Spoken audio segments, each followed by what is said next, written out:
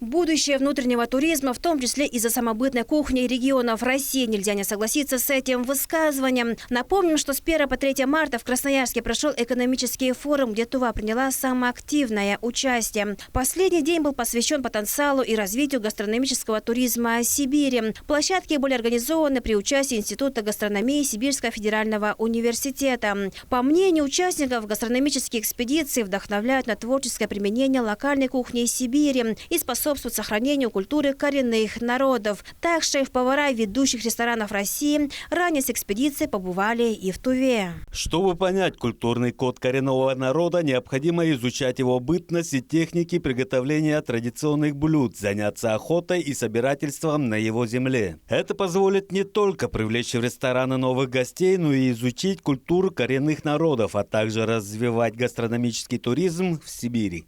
Агентство по туризму республики в лице директора Айхана Догурола также участвовали на Красноярском экономическом форуме. На площадках эксперты, опытные шеф-повара отмечали, что блюда, приготовленные по традициям коренных малочисленных народов, зачастую дороже обычных. Но за гастрономические впечатления туристы готовы платить. Ведь путешествие – это всегда приключение, поиск и встреча с чем-то новым и неизведанным. Агентство по туризму Тувы организовало встречу с предпринимателями, которые работают в сфере общественного питания. Вопрос гастрономического туризма встал перед нами после участия в КЭФ, Красноярском экономическом форуме.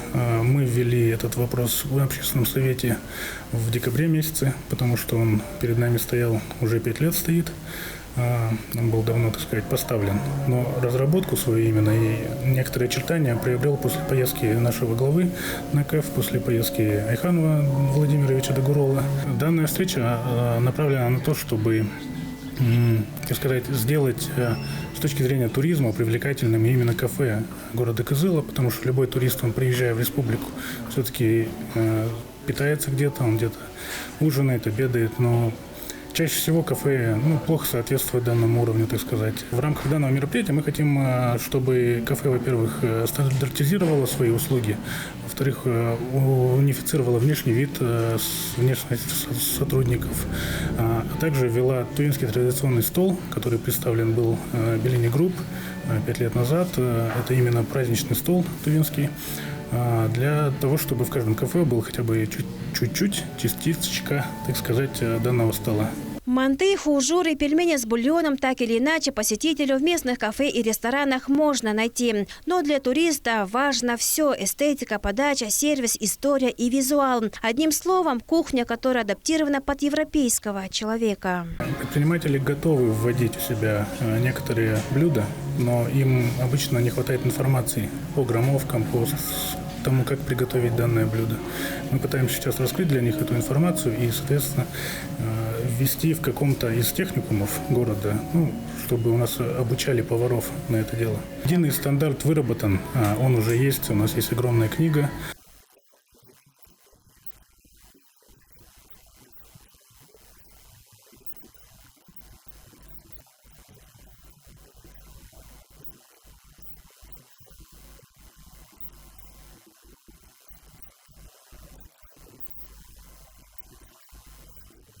Старт дана. Это значит, что в скором времени в кафе и ресторанах Тувы может появиться традиционный тувинский стол с частичкой центра Азии. А самое главное, соблюдая все стандарты и выработанное меню. Вкус, невероятная подача, эстетическое удовольствие – все в совокупности. У Тувы есть все возможности для развития гастрономического туризма. Взглянуть в сердце Тувы через призму национальных кулинарных традиций вполне возможно. Айра Сабы Магуш, Самдан Энергет, телеканал Тува 24.